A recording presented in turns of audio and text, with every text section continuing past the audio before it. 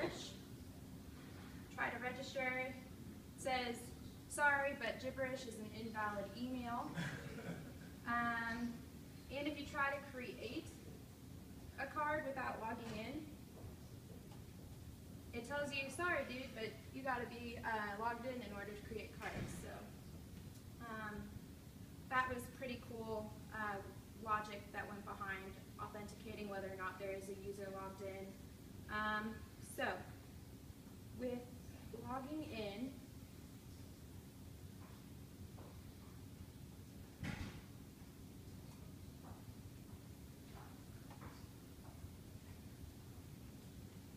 you are then taken to a view page of postcards that you've designed, and it's kind of like a short little thumbnail version of your postcard. Once you click on any of those squares, they will take you to your finished postcard, and you can then choose to delete or print out that postcard. So how I have this app kind of mapped out is 3 stages. You have the first step, which is designing the front part of your postcard. You choose the pattern, your city and your state. The back side is going to be your family portrait and a short little holiday message.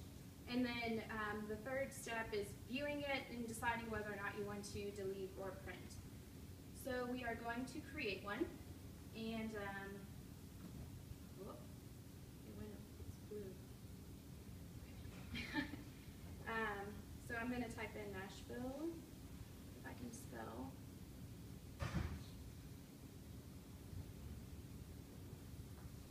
And then Tennessee, in case you all didn't know that Nashville was in Tennessee.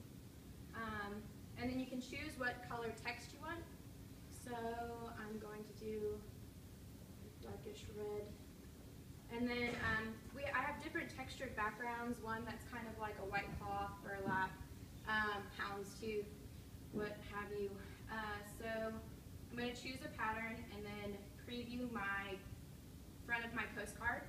And the cool thing about my thought process here is I wanted the user to be able to design it and edit it, so if they didn't like the way that looked, they could try a different thing and update their postcard accordingly until and before they submitted it and weren't able to go back and edit it. So then down here we have choose your flag icon, which allows you to decide whether or not in the place of Nashville you want to put a heart, a snowflake, or a star. So we'll use a snowflake for the holidays. And just click and drag it right where Nashville is, and it'll save it within that spot. That's used doing it with a library called Dragabilly, which is a really fun library to play with. So we're going to move on to the second step, which is now creating your holiday greeting on the back side of the postcard. The way that I had this played out was I have a set amount of options of what you want to say on the back side. And that's mainly because I wanted it to be like just one short little sentence so that you had room to have like a handwritten message, because I always thought, handwritten messages add more sentimental value. So happy holidays from Amanda. Choose your text color once more. And then choose an image. This actually allows you to find an image and then upload it to the server, and then the server then places it back into the front end. Which is really neat, but I don't know if we have an image to do. Okay. No. Well, let's just pretend that you have a really cute family portrait or a portrait of your cat that you want to place on the back. I mean, you could go to Google and you could find an image and download it, save it to the desktop. Google. Going along with the theme of the class, let's find a Christmas-themed cat.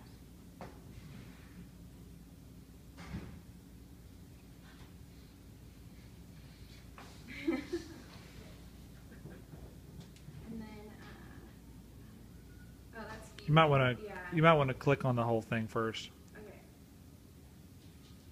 Screaming kitten. And then click view image. The button that says view image. Yeah, and then save that.